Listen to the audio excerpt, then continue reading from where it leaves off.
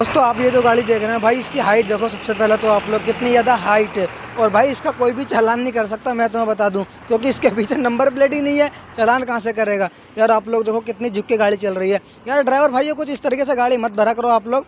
ये गाड़ी ज़्यादा डाउन में हो जाएगी तो झुक जाएगी, फिर दिक्कत हो सकती है आपको। और आप लोग बताएं भाई ये गाड़ी कहाँ की है, किस ड्राइवर की, किस एरिया की हो सकती है, आप लोग अंदाज़ा लगा सकते हैं। और इसमें क्या माल भरा होगा इतना हल्का जो इसकी इतनी हाइट हो गई है। सभी ड्राइवर भाइयों तक भेजें और कमेंट में बताएं अपनी राय देकर मुझे क्या है इसका।